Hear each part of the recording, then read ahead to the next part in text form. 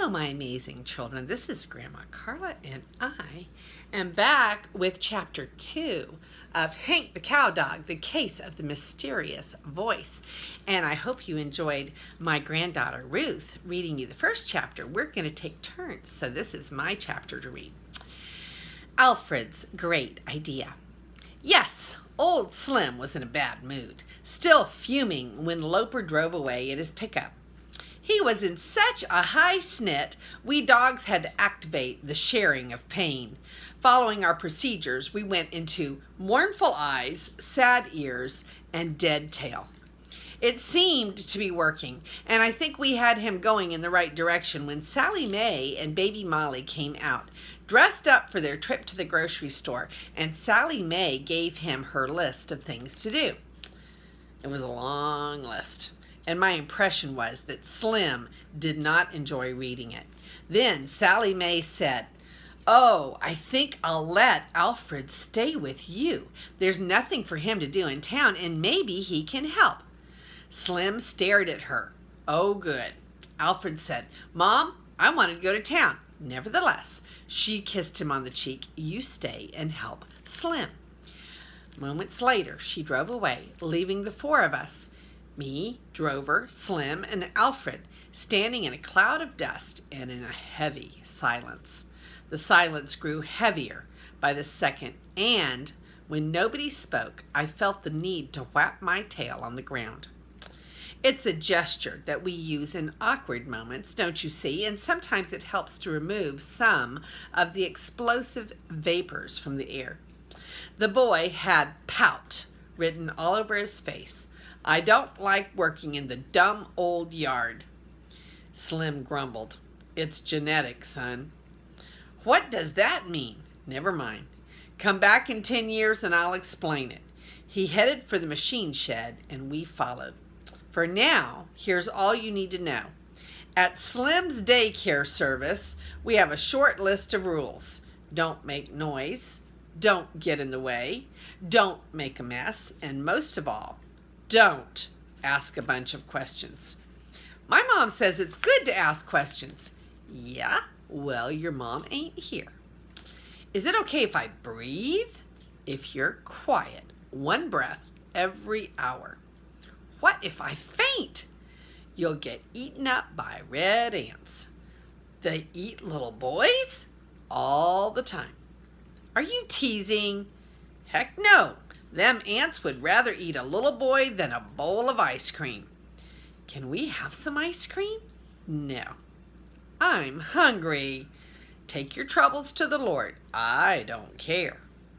We continued walking toward the machine shed. Hey, Swim.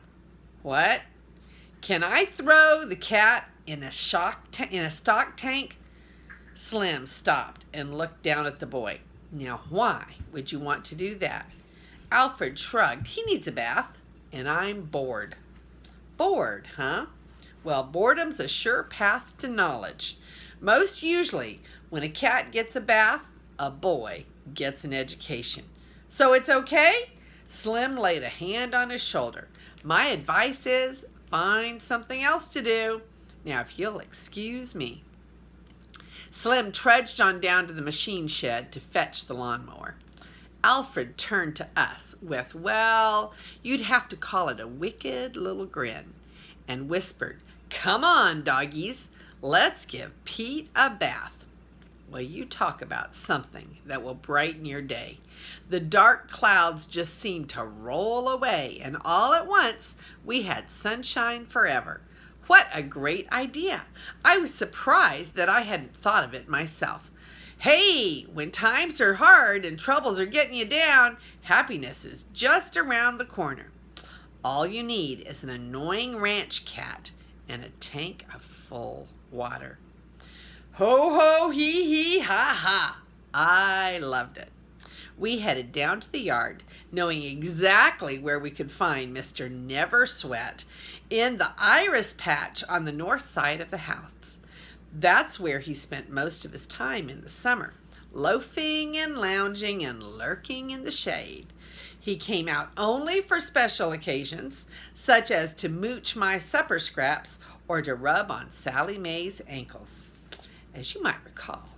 Sally Mae didn't allow dogs in her yard, but Pete, he was her precious kitty, and the little fraud had free run of the whole ranch.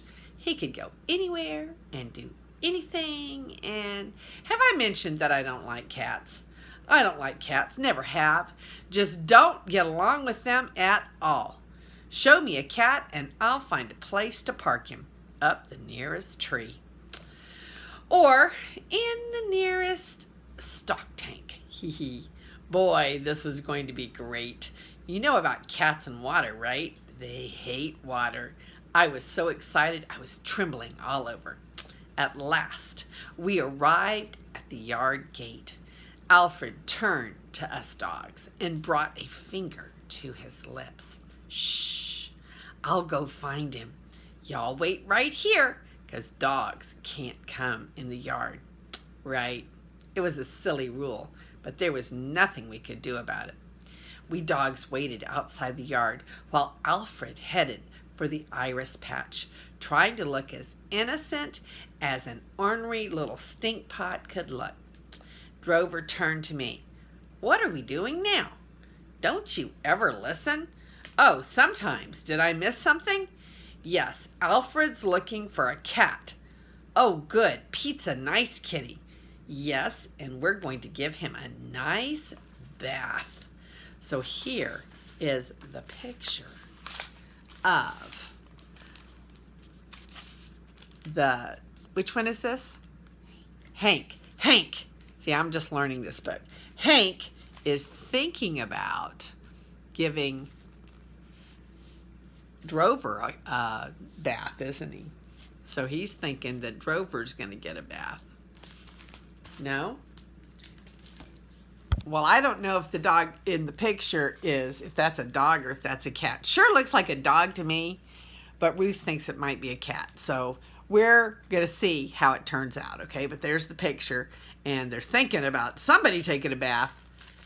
All right, so Drover's eyes widened. A bath? Cats hate baths. I doubt that Alfred will ask his opinion. Gosh, you mean, Drover thought about that for a moment. Then a silly grin rippled across his mouth. Oh, I get it now. Hee, we're going to throw the cat into the stock tank. That's correct. Very good. Now hush and watch the show. This is going to be fun. We concentrated on the scene in the yard. Alfred walked along the side of the house, peeking into all the shrubs and flowers and searching for an unemployed cat. No luck! But then he came to the corner of the house and peeked into the iris patch. His face bloomed into a grin. He'd located our pigeon, the cat, let us say, right where I had predicted that he would be, loafing in the shade. But then the lad made a mistake. He said, "Hi, Pete. Nice kitty. Come here, kitty, kitty, kitty." Did you catch his mistake? He forgot to use backwards logic. See, anytime you want to catch a cat, you should tell him to buzz off or run away. Then he'll come scampering towards you and start rubbing on your legs. You won't be able to run fast enough to get away from him. But call him nice kitty and tell him to come here, and he'll do just what Pete did, flatten his ears and start oozing away. Alfred had to chase him all the way around to the front of the house and drag him out from underneath a cedar bush. But the important thing was that we got him captured, and soon we were headed down to the corrals. Alfred carried him, and I could see that Pete was beginning to smell a rat. "Where are we going, Hanky?" "Oh, we thought it might be fun to do some exploring." And what are we going to explore?" "You never know, Pete. Maybe we'll climb the haystack or catch turtles." His cunning little eyes moved from side to side. Those aren't things that cats do, Hanky, and I'm wondering why I was invited." "Well, I guess little Alfred got to feeling sorry for you." Let's face it, Pete. You have no personality and no friends. You need help with your social life. Oh, really? Yes, it's a common trait in cats. Oh, and we've noticed that you live an unhealthy lifestyle. You never do anything, Pete, and to be perfectly honest, you're getting a little overweight. I hate to be the one to tell you, but it's true. You need some exercise. Alfred opened a wooden gate, and we entered the corrals. Pete had begun twitching the last inch of his tail, a sure sign that his scheming little mind had kicked into high gear. You know, Hanky, I'm not fond of exercise. I know you're not, but sometimes you need to play with your friends. But Hanky, you said I don't have any friends. I said that? Ha ha! Well, the truth leaks out, doesn't it? So, I'm going to get some exercise. Climbing the haystack? We had reached the stock tank.